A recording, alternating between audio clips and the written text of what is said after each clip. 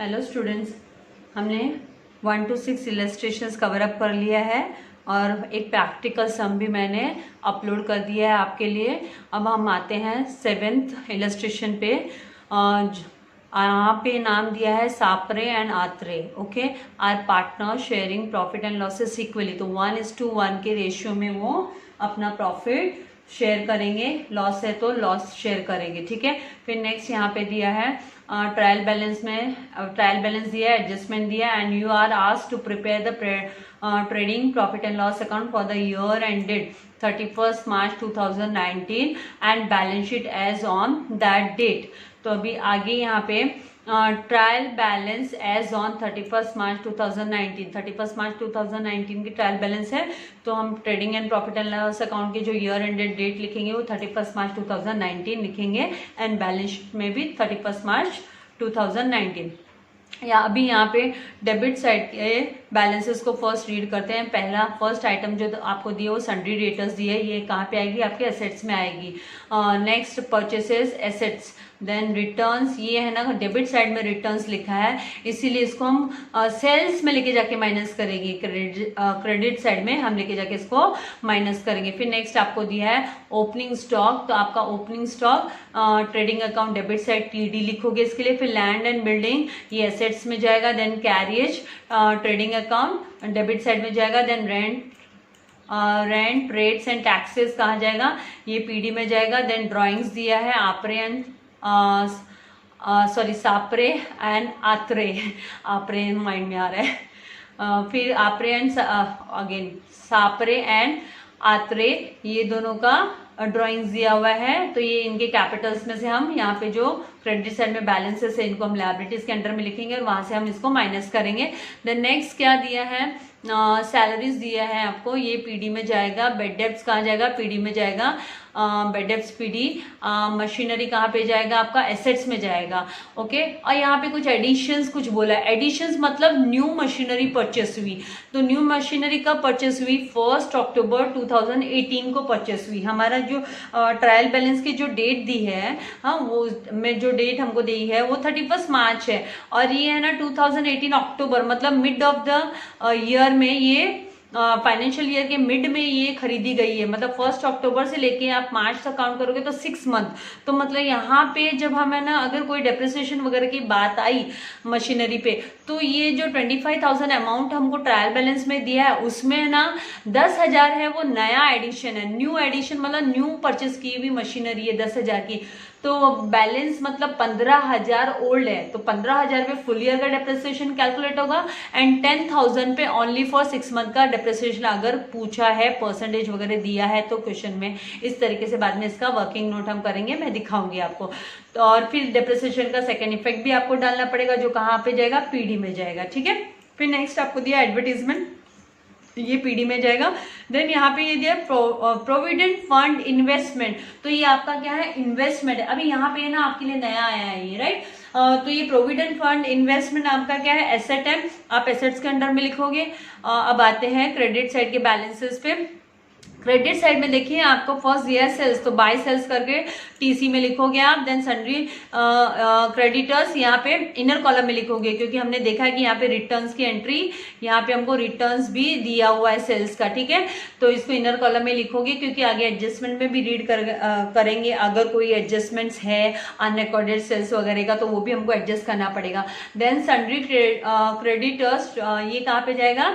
Balance sheet में liabilities के under में जाएगा। यहाँ पे भी देखिए सन्ड्री इनकम दिया, जैसे सन्ड्री एक्सपेंसेस कैसे PD में आता है, वैसे सन्ड्री इनकम है ना PC में आएगा। प्रॉफिट एंड लॉस के क्रेडिट साइड में 2,000 रुपीज हम दिखाएंगे, ये इनकम का है इसलिए इसको क्रेडिट साइड में दिखाएंगे, और वैसे भी क्रेडिट बैलेंस है इसलिए ये क्रेडिट में ही जाएगा। देन नेक्स्ट दिया है कैपिटल्स, ये लायबिलिटीज के अंडर में लिखेंगे, सापरे एंड आत्रे का। एंड उसके बाद में यहाँ पे देखिए आपको क्या दिया कि प्रोविडेंट फंड रिटर्न्स करके लिखा है। क्या लिखा है? प्रोविडेंट फंड लिखा है, तो प्रोविडेंट फंड कहाँ जाएगा? ये लायबिलिटीज में जाएगा। प्रोविडेंट फंड लायबिलिटी होती है, ठीक है। तो ये लायबिलिटीज में, क्योंकि पीएफ में पैसा जमा कराया जाता है एम्प्लॉइज का, तो ये है ना लायबिलिटीज होती है फर्म के लिए, उनकी जवाबदारी होती है ये पेमेंट करना, ठीक है। तो ये लायबिलिटीज हुई। देन रिटर्न्स, ये कहाँ पे जाएगा, ये रिटर्न जो आपको क्रेडिट साइड में रिटर्न का बैलेंस है वो आपका परचेस रिटर्न है। क्या है, परचेस रिटर्न, तो ये परचेसेस से माइनस होगा, इसीलिए परचेसेस को भी इनर कॉलम में लिखेंगे। देन नेक्स्ट दिया है कमीशन प्री रिसीव्ड, पहले से एडवांस में रिसीव हो चुका है कमीशन। अगर कमीशन एडवांस में रिसीव हो चुका है तो इसका मतलब क्या है कि आपको ये लायबिलिटी है आपकी, अब आपको वापस से कमीशन नहीं मिलेगा, राइट, क्योंकि एडवांस रिसीव हो गया। अगर प्री पेड होता है तो हम एसेट्स के अंडर में दिखाते हैं, और प्री रिसीव्ड है तो हम लायबिलिटीज के अंडर में शो करेंगे। प्री पेड इनकम है, प्रीपेड एक्सपेंसेस है तो कभी भी हम एसेट्स में दिखाते हैं, और प्री रिसीव्ड इनकम होती है तो उसको ऑलवेज हम लायबिलिटीज के अंडर में दिखाते हैं। वो कोई भी फिर किसी भी तरीके से वो इनकम रिसीव हुई हो, अगर वो प्री रिसीव्ड है, एडवांस में रिसीव हो गई है, तो उसको लायबिलिटीज के अंडर में हम शो कर देंगे। देन हमको आरडीडी दिया है, तो आरडीडी हम बेड डेब्ट्स में से इसको माइनस करेंगे, लेकिन बेड डेब्ट्स का फॉर्मेट फॉलो करेंगे जिसमें हम ऐड करते हैं, add new bad debts, add new RDD, than less old RDD होता है, ठीक है। तो इस तरीके से हमारे ये दोनों भी debit balance and credit balance हमने ये जो ट्रायल बैलेंस के हमने रीड कर लिया। अभी एडजस्टमेंट देखते हैं क्या क्या एडजस्टमेंट दिए हैं हमको। क्लोजिंग स्टॉक दिया है यहाँ पे फर्स्ट एडजस्टमेंट में, closing stock is valued at 23,000। तो इसका दो इफेक्ट आएगा, एक तो है ना ट्रेडिंग अकाउंट के क्रेडिट साइड में शो करो, दूसरा एसेट्स में दिखा दो, ठीक है। देन नेक्स्ट आपका land and building at the rate of 5%, तो इस पे एक टिक मार्क लगा लेना है लैंड एंड बिल्डिंग में, यहाँ ट्रायल बैलेंस में। जब भी हार्ड कॉपी आपके पास आएगी तो आप प्रैक्टिस करोगे तो इस तरीके से करोगे, तो एक टिक मार्क मतलब एक एडजस्टमेंट हो गया, तो इस पे डेप्रिसिएशन कैलकुलेट करोगे। दूसरा क्या दिया है हमको, मशीनरी, तो मशीनरी पे भी टिक मार्क ले लेना है कि यहाँ पे भी डेप्रिसिएशन चार्ज होने वाला है, मतलब इसको इनर कॉलम में लिखेंगे और एक लाइन इसमें भी लीव करने वाले हैं हम, राइट। तो इस तरीके से डेप्रिसिएशन 5% एंड 10% हम कैलकुलेट करेंगे अमाउंट के ऊपर, फिर उनको हम क्या करेंगे, प्रॉफिट एंड लॉस के डेबिट साइड में भी डेप्रिसिएशन हमको दिखाना है, सेट्स के अंडर में दिखाएंगे, माइनस करेंगे, और डेबिट साइड में प्रॉफिट एंड लॉस के उधर भी हम डेप्रिसिएशन शो करेंगे। द नेक्स्ट आता है create provision for bad and doubtful debts at 5%, ये आपका आरडीडी है। Create provision for bad and doubtful डेब्ट मतलब आपका RDD, new RDD 5% on sundry debtors, लेकिन उसके पहले आपको देखना है कि कोई अनरिकॉर्डेड सेल्स है क्या, या कोई न्यू बेड डेब्ट्स है क्या। अगर अनरिकॉर्डेड सेल्स है तो ऐड करेंगे, और न्यू बेड डेब्ट्स है तो पहले डेटर्स में से माइनस करेंगे, फिर बाद में जो अमाउंट होता है, अगर बिल्स रिसीवेबल डिसऑनर्ड है तो वो भी माइनस करेंगे, और उसके बाद में आपका लास्ट में आरडीडी कैलकुलेट किया जाता है डेटर्स पे, तो वो हमको चेक करना है। तो आगे यहाँ पे देखिए हमको राइट ऑफ 1000 बेड डेब्ट्स बोला है, तो न्यू बेड डेब्ट भी दिया है आपको, न्यू बेड डेब्ट दिया है, तो इसका मतलब डेटर्स में 4-5 लाइन जाएगी हमारी। एक तो न्यू बेड डेब्ट कैलकुलेट करेंगे, क्योंकि नेक्स्ट लाइन में देखिए फिर से हमको है ना मतलब सोल्ड हो गया है, लेकिन उसकी एंट्री नहीं है, वो दिखाई दे रहा है, द गुड्स वर सोल्ड, तो मतलब अनरिकॉर्डेड सेल्स भी है, तो हम 4-5 लाइन लीव करके ही हम इसका एडजस्टमेंट तैयार करेंगे, ठीक है। तो यहाँ पे जो बेड डेब्ट्स आपको न्यू आरडीडी दिया है, उसका दो इफेक्ट क्या होगा, डेटर्स में से माइनस होने वाला है, एज वेल एज इसका पीडी में भी हम इफेक्ट दिखाएंगे बेड डेब्ट्स के फॉर्मेट के अंडर में। और ये राइट ऑफ की भी वही बात है, बेड डेब्ट्स राइट ऑफ मतलब न्यू बेड डेब्ट्स, ये भी 1000 हम पहले माइनस करेंगे डेटर्स में से, फिर आरडीडी कैलकुलेट करेंगे, और फिर ये बेड डेब्ट्स और आरडीडी दोनों बेड डेब्ट्स के फॉर्मेट जो पीडी में दिए है उसके अंडर में हम लिखेंगे, और फिर एडजस्टमेंट करेंगे, ठीक है। ये अनसोल्ड का भी रिकॉर्ड करने वाले हैं हम, डेटर्स में ही करेंगे इसको। पहले डेटर्स में फॉर्मेट तैयार होगा, debtors then plus unrecorded sales 3000, then minus 1000 bed debts and after that RDD, इस तरीके से वो आएगा फॉर्मेट, ओके। तो इसके भी दो इफेक्ट होंगे अनरिकॉर्डेड सेल्स के, एक तो डेटर्स की बात कर ही चुकी मैं, दूसरा इफेक्ट आप इसको कहाँ लिखोगे, सेल्स में जाके आप प्लस करोगे, प्लस अनरिकॉर्डेड सेल्स करके, तो सेकंड इफेक्ट टीसी में आ जाएगा, ट्रेडिंग अकाउंट क्रेडिट साइड में। अभी नेक्स्ट आते हैं आउटस्टैंडिंग कैरेज पे, तो ये आउटस्टैंडिंग कैरेज हमने कहाँ पे रिकॉर्ड किया है, टीडी में, तो टीडी में इनर कॉलम में अमाउंट को लिख लेंगे, और फिर इसको प्लस आउटस्टैंडिंग कैरेज 500 करेंगे, और इसका दूसरा इफेक्ट हम लायबिलिटीज के अंडर में शो करेंगे। देन लास्ट हमको दिया है यहाँ पे गुड्स वर्थ ₹8,000 वर परचेस, ये है ना 8000 की गुड्स परचेस तो हुए 31 मार्च 2019, ऑन 31 मार्च 2019 को परचेस हुए, उसको है ना and included in closing stock में उसको इंक्लूड कर दिया, but not recorded in the books of account. इसका मतलब क्या होता है कि ये जो परचेसेस कभी भी किससे रिलेटेड होता है, क्रेडिटर से रिलेटेड होता है। तो इसकी ट्रांजेक्शन ना तो क्रेडिटर्स में दिखाई गई है ना परचेसेस में दिखाई गई है। तो हमको क्या करना पड़ेगा, अनरिकॉर्डेड परचेस करके हम परचेसेस में ऐड करेंगे और फिर उसको क्रेडिटर्स में भी ऐड करेंगे। तो इस तरीके से इसके भी 2 इफेक्ट हो जाएंगे। और इसके बाद में हम क्या, अभी हमारे सारे एडजस्टमेंट वगैरह रीड करके हो गए हैं। तो चलिए हम सम सॉल्व करते हैं। मैंने फॉर्मेट रेडी रखा है, तो 1 बाय 1 हम सारे आइटम्स को यहाँ पे ट्रांसफ़र कर लेते हैं। तो सबसे पहले आपका डेबिट बैलेंस साइड में दिया हुआ है सन्ड्री डेटर्स, तो हम लिख लेते हैं सन्ड्री डेटर्स। ऊपर की 4-5 लाइन में छोड़ देती हूँ फिक्स्ड एसेट्स के लिए, ठीक है। नीचे यहाँ पे अभी हम आते हैं डेटर्स पे। डेटर्स का हम इनर कॉलम में अमाउंट लिख लेंगे। डेटर्स हमको कितना दिया है, 40,000। अभी हमने क्वेश्चन रीड किया था, तो क्वेश्चन के हिसाब से हमको यहाँ पे 5 to 6 लाइन छोड़ देनी है, क्योंकि वो यहाँ पे अनरिकॉर्डेड सेल्स की भी बात हुई है, ठीक है। उसके बाद में हमारे न्यू बैड डेब्ट्स को भी हमको माइनस करना है और उसके बाद में आरडीडी यहाँ पे कैलकुलेट होने वाला है। तो इस तरीके से मैंने ये इसको छोड़ दिया, ठीक है। फिर अभी नेक्स्ट हमको दिया है परचेसेस। तो परचेसेस हमारा ट्रेडिंग अकाउंट के डेबिट साइड में आएगा। तो यहाँ पे मैं 2 परचेसेस करके, यहाँ पे 2 परचेसेस, एक लाइन ऊपर की तो ओपनिंग स्टॉक के लिए रख देती हूँ। 2 opening stock, usually opening stock अगर पहले से बिजनेस है तो होता ही है। फिर 2 परचेसेस लिख लेती हूँ। परचेसेस को इनर कॉलम में अमाउंट लिख लेते हैं हम इसका, परचेसेस का 65,000 इनर कॉलम में लिख लिया। उसके बाद में क्योंकि यहाँ पे रिटर्न्स की भी एंट्री आएगी, उसके बाद में यहाँ पे अनरिकॉर्डेड का भी है, इसलिए एक और लाइन लीव करते हुए हम यहाँ पे अनरिकॉर्डेड के लिए भी हम कर लेते हैं। फिर नेक्स्ट हमारा क्या है, ओपनिंग रिटर्न्स दिया है। तो रिटर्न्स को यहाँ पे बाय सेल्स हम लिखने वाले हैं। बाय सेल्स यहाँ पे भी अनरिकॉर्डेड का ट्रांजेक्शन भी है, तो सेल्स का अमाउंट, बाय सेल्स अमाउंट हम बाद में देखने वाले इसका। यहाँ पे रिटर्न्स जो दिया है 800 का, वो किसका है, वो सेल्स रिटर्न का है। डेबिट साइड में जो रिटर्न्स का अमाउंट रहता है वो सेल्स रिटर्न का रहता है। अनरिकॉर्डेड सेल्स के लिए भी मैंने 1 लाइन लीव कर दी है यहाँ पे, ठीक है।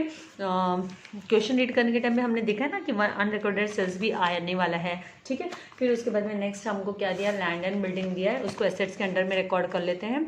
तो लैंड एंड बिल्डिंग हम टॉप में लिख सकते हैं, क्योंकि ये फिक्स्ड एसेट्स होते हैं।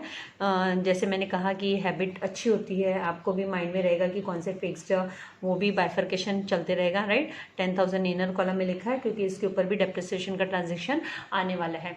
फिर उसके बाद में नेक्स्ट आपको कैरेज दिया है, तो कैरेज, ओनली कैरेज वर्ड बोला है, तो ये आपका कहाँ पे आने वाला है, ये आपका ट्रेडिंग अकाउंट में आने वाला है, डेबिट साइड। तो 2 कैरेज करके मैं डेबिट साइड के इसमें इनर कॉलम में लिख लेती हूँ, क्योंकि इसके ऊपर भी एक आउटस्टैंडिंग का एडजस्टमेंट है एज पर द क्वेश्चन जब हमने रीड किया, ठीक है। फिर उसके बाद में नेक्स्ट दिया है हमको रेंट, रेट्स एंड टैक्सेस। तो इस यहाँ पे मैं अराउंड सम यहाँ तक लाइन छोड़ देते हैं हम लोग। 8-9 लाइन कम से कम लग ही जाने वाली है हमारी।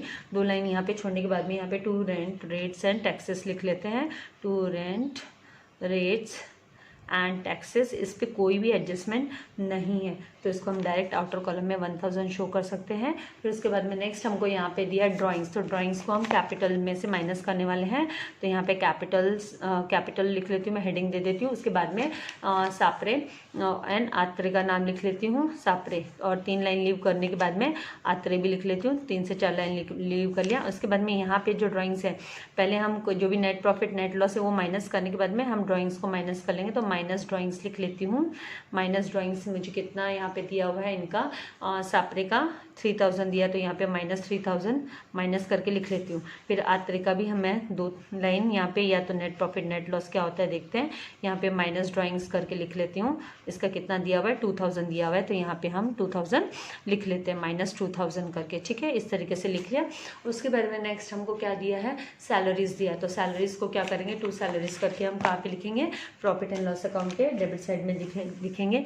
यहाँ पे भी कोई एडजस्टमेंट नहीं है, तो इसको हम क्या कर सकते हैं, डायरेक्ट सैलरीज को आउट ऑफ कॉलम में इसके अमाउंट को हम ट्रांसफर कर देंगे, ठीक है, इस तरीके से। फिर नेक्स्ट हमको क्या दिया, बेड डेब्ट्स दिया है, तो 2 बेड डेब्ट्स लिख लेते हैं हम, 2 बेड डेब्ट्स, और इसका फॉर्मेट भी हम लिख लेते हैं। तो 2 बेड डेब्ट्स में हम ऐड न्यू बेड डेब्ट्स लिखेंगे, ऐड न्यू बेड डेब्ट्स और बेड डेब्ट्स। ये कहाँ से आता है, ये तो एडजस्टमेंट एंट्री है, ये एडजस्टमेंट ए, और ये कहाँ से आता है, ट्रायल बैलेंस TB, और ये यहाँ पे फिर ऐड न्यू आरडीडी ये भी कहाँ से आता है, एडजस्टमेंट से हमको पता चलता है। एडजस्टमेंट जो रहते हैं तो एडजस्टमेंट से हम तो ये लिख लेते हैं ब्रैकेट में, उससे पता चलता है। फिर उसके बाद में इन सब का टोटल होने के बाद में हमको माइनस क्या करना होता है, आरडीडी करना होता है। तो वो ओल्ड आरडीडी दिया रहता है तो हम वो माइनस करते हैं। तो फॉर्मेट हम तैयार करके रख दिए, हमने बाय डेब्ट्स का फॉर्मेट रेडी कर लिया, किस तरीके से हमको ये फॉर्मेट लग सकता है। ठीक है, फिर नेक्स्ट हम है ना यहाँ पे क्या दिया हुआ है हमको, बाय डेब्ट्स के बाद में मशीनरी दिया है। तो मशीनरी में यहाँ पे हमने पहले डिस्कस किया है कि यहाँ पे मशीनरी में ना एडिशनल मशीनरी भी है ड्यूरिंग द ईयर जो आई है, हमने डेप्रिसिएशन अकाउंट में पढ़ा ही है 11th स्टैंडर्ड में, राइट। तो यहाँ पे है ना एडिशंस भी है, तो हम क्या करेंगे 25,000 को इनर कॉलम में लिख लेते हैं और बाद में जब भी इसका कैलकुलेशन करेंगे तो आउटर कॉलम में अमाउंट हम दिखा देंगे। ठीक है, डेप्रिसिएशन का आगे कितना दिया उसके हिसाब से फिर बाद में हम इसको एडजस्ट करेंगे। तो यहाँ पे हम वर्किंग नोट में यहाँ पे लिख के रख लेते हैं कि कितनी एडिशनल मशीनरी है और वो कब आई। तो वर्किंग नोट हमारा पहला जब हम करेंगे तो डेप्रिसिएशन का, इसमें हमको पता है डेप्रिसिएशन कैलकुलेट होने वाला है ऑन मशीनरी पे। तो यहाँ पे मशीनरी को बाइफरकेट कर देते हैं कि यहाँ पे जो 10,000 है वो एडिशन है, 10,000 न्यू है जिसपे 6 मंथ का चार्ज होने वाला है डेप्रिसिएशन। ठीक है, और यहाँ पे जो 15,000, क्योंकि टोटल कितने की 25,000 की, उसमें से 10,000 बोला ही है एडिशनल इन्फॉर्मेशन में। ठीक है, तो ये 15,000 हमारी ओल्ड है और इसमें ना पूरा फुल ईयर का हम बाद में डेप्रिसिएशन कैलकुलेट करेंगे। तो हमको जब डेप्रिसिएशन आएगा तो सेपरेट कैलकुलेशन करना है। उसके बाद में नेक्स्ट आइटम हमको दिया एडवर्टीजमेंट। एडवर्टीजमेंट कहाँ पे आएगा, पीडी के डेबिट साइड में। तो 2 एडवर्टीजमेंट करके हम लिख लेते हैं यहाँ पे। तो ये हो गया हमारा 2 एडवर्टीजमेंट और इसको आउटर कॉलम में लिख देते हैं क्योंकि इसके ऊपर कोई भी एडजस्टमेंट है नहीं, इसलिए यहाँ पे आउटर कॉलम में 4,000 लिख दिया। उसके बाद में नेक्स्ट आपको क्या दिया है, प्रोविडेंट फंड इन्वेस्टमेंट। तो प्रोविडेंट फंड इन्वेस्टमेंट एसेट होता है, तो यहाँ पे हम आके प्रोविडेंट फंड इन्वेस्टमेंट लिख लेती हूँ और इस पर कोई एडजस्टमेंट है नहीं, इसलिए इसको डायरेक्ट हम आउटर कॉलम में ये अमाउंट 18,500 आउटर कॉलम में लिख देंगे। अभी यहाँ पे मैं एक बात बताना चाहूँगी आपको, जब भी ये आपके ट्रायल बैलेंस में प्रोविडेंट फंड इन्वेस्टमेंट, देखिए आप क्रेडिट के बैलेंस में भी प्रोविडेंट फंड दिया है तो वो पीएफ है, वो लायबिलिटीज के अंडर में आता है। And provident fund investment word आएगा तो आपको एसेट्स में आएगा। फिर एक और एंट्री आती है जहाँ पे आता है कि interest on provident fund investment.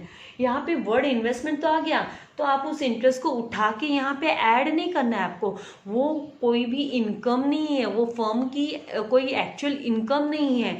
तो वो इंटरेस्ट आपको है ना पीएफ जब आप लिखोगे प्रोविडेंट फंड लायबिलिटीज के अंडर में, तो वहाँ पे आके उसको आपको ऐड करना है, ना कि यहाँ पे ऐड करना। तो यहाँ पे कन्फ्यूजन हो जाता है जब तीनों चीज़ें एक साथ आ जाती है ना, तो ये कन्फ्यूजन अराइज होता है बहुत सारे बच्चों के माइंड में कि अरे ये तो provident interest on provident fund investment दिया है तो वो यहाँ पे आके ऐड कर देते। तो interest on provident fund investment कभी भी पीएफ में ऐड होता है, ना कि इन्वेस्टमेंट के अंडर में। तो ये आपको याद रखना है। फिर नेक्स्ट हमको दिया है यहाँ पे प्रोविडेंट फंड इन्वेस्टमेंट का अमाउंट हमने रिकॉर्ड कर लिया। अब आते हैं क्रेडिट साइड के बैलेंसेस पे। तो सबसे पहले सेल्स दिया हुआ है 85,000, तो मैं 85,000 को इनर कॉलम में रिकॉर्ड कर लेती हूँ। उसके बाद में नेक्स्ट दिया है सन्ड्री क्रेडिटर्स, तो उसको हमें लायबिलिटीज में लिख लेती हूँ सन्ड्री क्रेडिटर्स करके।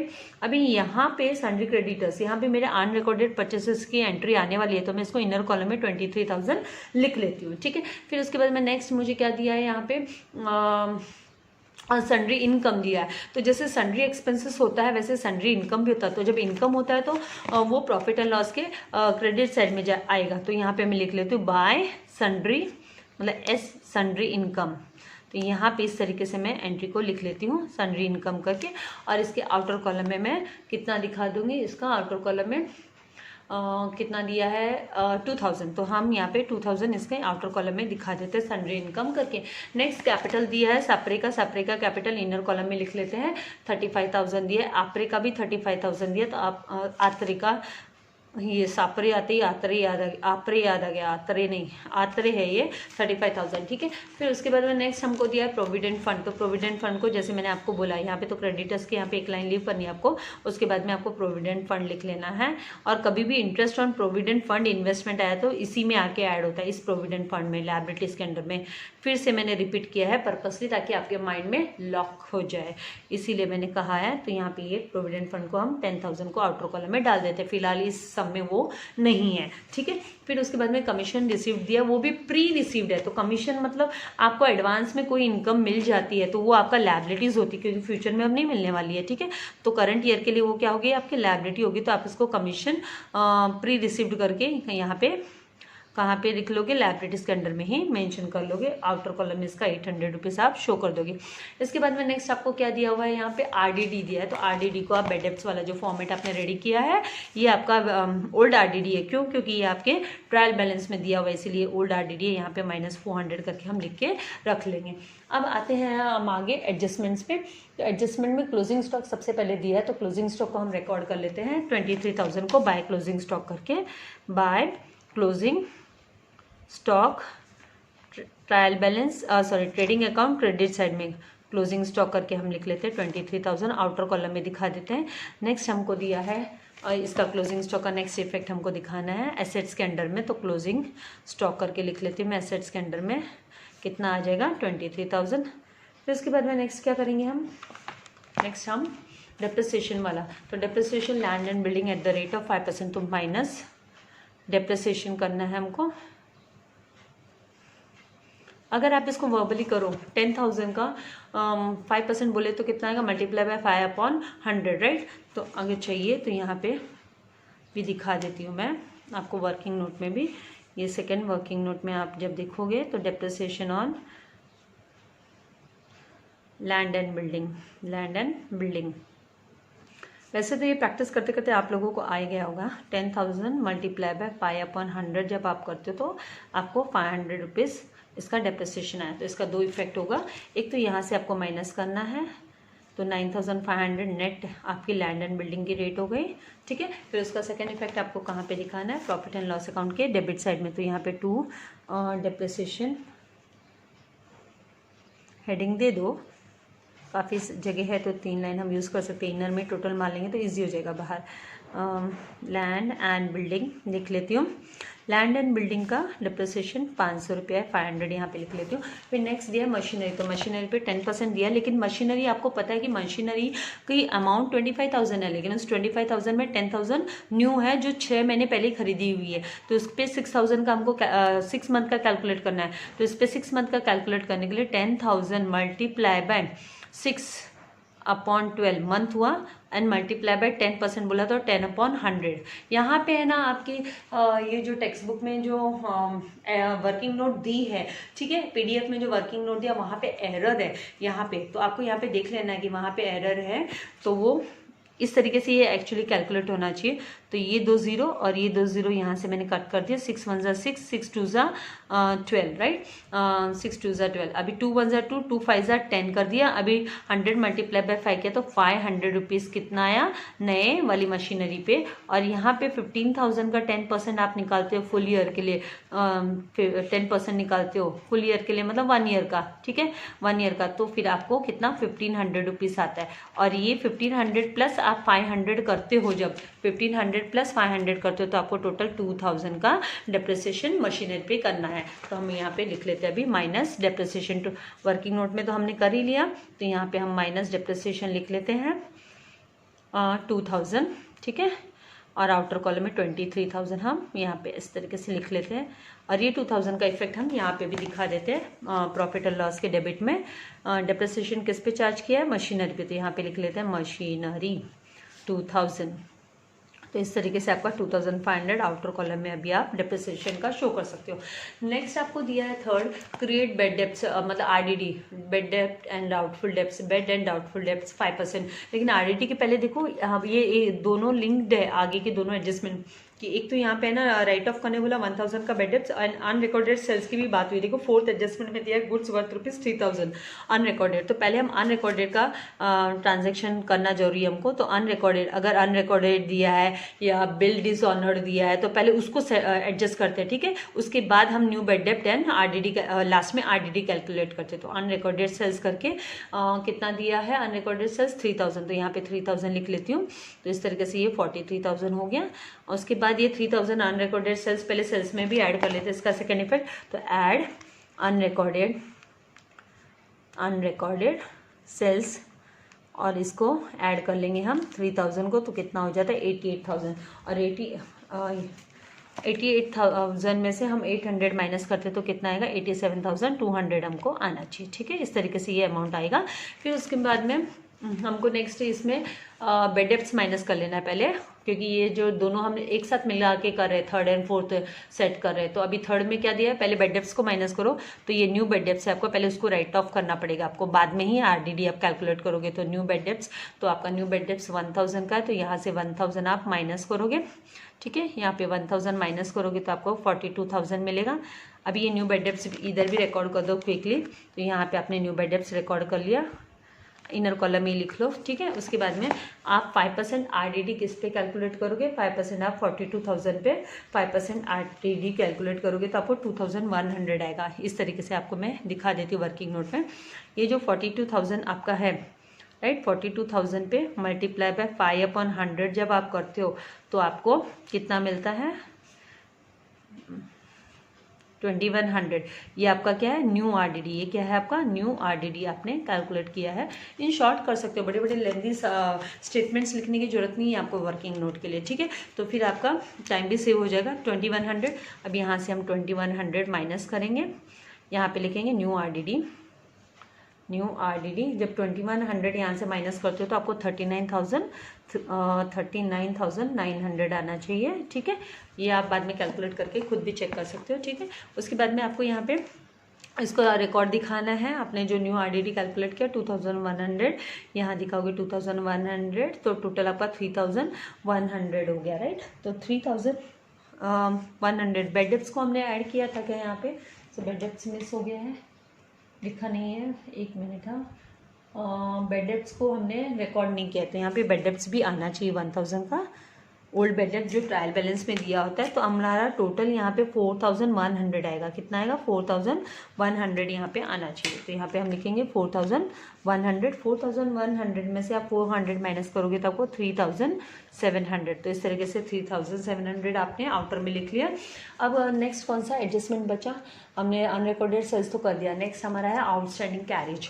तो हम यहाँ पे आउटस्टैंडिंग कैरेज को एक इफेक्ट तो यहाँ पे प्लस करना है हमको, आउटस्टैंडिंग कैरेज ट्रेडिंग अकाउंट के डेबिट साइड में। तो हम कैरेज को 500 को ऐड कर देंगे, ऐड करेंगे तो 1700 आउटर कॉलम में गया। ठीक है, उसके बाद में इसका जो सेकेंड इफेक्ट है, वो सेकेंड इफेक्ट हम क्या दिखाने वाले हैं, इसका सेकेंड इफेक्ट जो हमको दिया है वो कितना दिया है 500। यहाँ पे आउटस्टैंडिंग वे कैरेज करके हम इधर लिख लेते हैं। तो आउटस्टैंडिंग कैरेज कितना आ गया हमारा 500, आउटर कॉलम में हम शो कर लेते हैं। ठीक है, इस तरीके से इसको हमने शो कर लिया। बाद में परचेसेस में कोई है अनरिकॉर्डेड वगैरह रिटर्न्स का। नेक्स्ट जो एडजस्टमेंट हमको दिया है, नेक्स्ट एडजस्टमेंट में हमने यहाँ पे परचेसेस में भी परचेस रिटर्न का जो ऊपर से हमने माइनस नहीं किया, 1500 यहाँ पे हमको माइनस करना था, तो वो भी हम माइनस कर लेते हैं। यहाँ पे पहले परचेसेस को नया है तो कुछ न्यू परचेसेस भी उसको ऐड भी करना है, तो यहाँ पे हम क्या कर लेते हैं रिटर्न्स करके हम इसको माइनस करेंगे। तो रिटर्न्स का हमको 1500 जो दिया है वो हमको माइनस करना है। पहले हम इसका परचेसेस का जो एडजस्टमेंट दिया हुआ है वो कर लेते हैं, ऐड का पार्ट। तो 8000 यहाँ पे दिया है, goods worth ₹8000 were purchase on 31 मार्च। तो हम क्या करेंगे यहाँ पे अनरिकॉर्डेड परचेसेस करके लिखेंगे। क्या लिखेंगे अनरिकॉर्डेड परचेसेस। तो इस तरीके से अनरिकॉर्डेड परचेसेस यहाँ पे आए, इन दोनों का इन सबको हम टोटल करेंगे, सम अप करेंगे तो 71,500 हमको आ जाएगा। इस तरीके से माइनस करने पे हमको 71,500 आना चाहिए। यहाँ पे ओपनिंग स्टॉक भी हमको दिया था। ओपनिंग स्टॉक यहाँ पे ओपनिंग स्टॉक 18,000 वो मिस आउट कर दिया, तो 18,000 इधर लिख लिया है हमने। ठीक है, तो इस तरीके से ये सारा अनरिकॉर्डेड परचेसेस को हमने ऐड किया यहाँ पे परचेसेस में। और इसका दूसरा इफेक्ट हमको कहाँ पे दिखाना है, इसका दूसरा इफेक्ट हमको क्रेडिटर्स में जाके ऐड करना है। ऐड परचेसेस करके अनरिकॉर्डेड परचेसेस ब्रैकेट में लिख दो। अगर स्टार्टिंग में परचेसेस लिख दिया है तो यहाँ पे अनरिकॉर्डेड लिख देते हैं हम। तो इसको हम क्या लिखेंगे यहाँ पे 18,000 लिख लेते हैं। और आउटर कॉलम में इसका अमाउंट जो भी आप ऐड करने अनरिकॉर्डेड परचेसेस 8000 है, तो हम 8000 रिकॉर्ड करके और आउटर कॉलम में कितना दिखा देंगे, आउटर कॉलम में हम 31,000, इसका टोटल हम 31,000 शो कर देंगे। तो यहाँ पे 31,000 आ जाएगा इस तरीके से, 31,000 हम लिख देंगे। उसके बाद हमको क्या दिया है, सारे के सारे हमको जो एडजस्टमेंट करने थे वो हमने कर दिए, सब रिकॉर्ड भी कर दिए, राइट। अभी हम क्लोज डाउन करेंगे। तो क्लोज डाउन करने के टाइम पे हमको ध्यान रखना है कि जो इनर कॉलम में अमाउंट हमने लिखे रखे वो सब हमने आउटर में एडजस्टमेंट के बाद में लाया है कि नहीं लाया। अगर नहीं लाया तो फिर उनको हमको लेके आना है, ठीक है। तो इस तरीके से यहाँ पे जब आप टोटल करोगे 87,200 प्लस 23,000 करोगे तो आपको 1,10,200 आना चाहिए, 1,10,200। फिर सेम अमाउंट आप क्रॉस साइड में भी 1,10,200 लिखोगे। ये ओपनिंग स्टॉक को इनर कॉलम में लिख दिया, इसको आउटर में 18,000। तो ये टोटल जब आप करोगे सब टोटल करने पे फिर आपको कितना आएगा, यहाँ पे टोटल करके फिर आपको माइनस करना है, उसको टोटल करके माइनस करना है। तो आप यहाँ पे इनर कॉलम में यहाँ पे पेंसिल से इसकी टोटलिंग कर लोगे तो 91,200 आपको आना चाहिए। 1,10,200 में से 91,200 माइनस करेंगे तो हमें 19,000 मिलेगा। कितना मिलेगा, 19,000। ये हमारा बैलेंसिंग फिगर है। तो इसको हम क्या बोलते हैं, to gross profit carry down. ये प्रॉफिट हुआ है, क्यों प्रॉफिट हुआ है, क्योंकि ये क्रेडिट बैलेंस है। क्या है ये हमारा क्रेडिट बैलेंस है, इसके लिए हम इसको प्रॉफिट बोलते हैं। जो भी क्रेडिट बैलेंस होता है नॉमिनल अकाउंट है ना, trading account is also nominal account. तो नॉमिनल अकाउंट का क्रेडिट बैलेंस मतलब प्रॉफिट हुआ। तो ग्रॉस प्रॉफिट कैरी डाउन, इसको क्रॉस में हम लेके जाएंगे प्रॉफिट एंड लॉस के यहाँ पे। तो वहाँ पे लिखेंगे by gross profit brought down, gross profit brought down. तो यहाँ पे 19,000 हम लिख लेते हैं। इसके बाद में इन दोनों का टोटल करेंगे। यहाँ पे देखने से पता चलता है कि ये साइड मोर नहीं है, मोर यही है, क्योंकि यहाँ पे 21 बन रहा है। अगर आपको ऐसे कन्फ्यूजन लगता है तो पहले इस साइड का पेंसिल से जरा कर लो और चेक कर लो। तो यहाँ पे 14,400 आना चाहिए। कितना, 14,400। तो मतलब ये 21 से तो क्या है, कम ही है, ठीक है। तो हम 21,000 का टोटल ले लेते हैं, दोनों भी साइड में इक्वल 21,000 और इधर भी ले लेते हैं 21,000। तो इस तरीके से इसको ले लिया। यहाँ पे हमारा बैलेंसिंग फिगर 6,600 होगा। ये 6,600 दोनों में इक्वली हमको डिस्ट्रीब्यूट करना है, सापरे एंड आतरे में। तो हम लिखेंगे टू नेट प्रॉफिट। ये क्या है हमारा, ये भी क्रेडिट बैलेंस ही हो ना, क्रेडिट साइड मोर, तभी तो बैलेंसिंग 6,600 मिला है। तो हम to net profit carry down लिखेंगे, कैरी डाउन नहीं, टू नेट प्रॉफिट ट्रांसफर्ड लिख देंगे। ये ट्रांसफ़र कर देंगे, transferred to partners capital account. ये कहाँ पे ट्रांसफ़र कर रहे हैं हम, पार्टनर्स कैपिटल में ट्रांसफ़र कर रहे हैं। तो सापरे एंड आतरे को इक्वली हमको डिस्ट्रीब्यूट कर देना है, इक्वली उनको 1:1 में। यहाँ पे इक्वल का ही बोला है तो 1:1, 3,300, 3,300, ठीक है। तो इनको दे देंगे। अब हम यहाँ पे ऐड नेट प्रॉफिट लिख देंगे, ऐड नेट प्रॉफिट। तो कितना आया, 3,300। और यहाँ पे भी आत्र के इधर भी नेट प्रॉफिट ऐड करना है हमको। तो कितना आ गया, 3,300, ठीक है। इसमें से भी ड्राइंग्स को माइनस कर लेते हैं। ड्राइंग्स को माइनस करोगे तो आपको 35,300 आना चाहिए। तो 35,300 यहाँ पे से भी जब हम माइनस करेंगे तो 36,300 आना चाहिए। तो इस तरीके से ये सब हो गया। आउटर में जितने भी आने चाहिए थे सब आ गए, 31,000, 10,000, 800, 500, राइट। एक बार फिर से क्वेश्चन पे भी नज़र घुमा लोगे कि कहाँ पे कुछ है ना मिस आउट तो नहीं रह गया है। और फिर बाद में आप क्या करोगे, जस्ट टोटल कर लोगे। तो हमारी यहाँ पे एडजस्टमेंट वाली एंट्री भी सब हमने ट्रांसफ़र कर दी और सारे हमने एडजस्टमेंट्स के जो इनर कॉलम में जो अमाउंट लिखे थे वो भी हमने ट्रांसफ़र कर दिए और सारे एडजस्टमेंट्स हो गए। यहाँ से प्रॉफिट वगैरह सब बराबर हुआ है। अब देखते हैं कि लायबिलिटीज़ एंड एसेट्स हमारा टैली होता है क्या। तो वो ये पूरा टोटल जब आप मारोगे तो फिर आपको 1 लाख, जब टोटल करोगे आप तो 1,13,900 आपको आना चाहिए। तो आप क्या लिखोगे, 1,13,900। तो इस तरीके से आपका इलस्ट्रेशन नंबर 7 भी कंप्लीट हो गया, जो पेज नंबर 39 पे दिया हुआ है। और मैंने इसके प्रीवियस जो लेक्चर नंबर 23 में मैंने आपका प्रॉब्लम का, प्रैक्टिकल प्रॉब्लम का एक सम, फर्स्ट सम मैंने सॉल्व किया हुआ है। तो 23 लेक्चर नंबर 23 देखना ना भूलिएगा, क्योंकि मैं उसकी सॉल्यूशन की कॉपी भी साथ में लगा रही हूँ ताकि आपको स्क्रीनशॉट लेना हो तो आप ले सके। Thank you very much for watching my video. God bless you all my dear children. Subscribe it, like it and share it.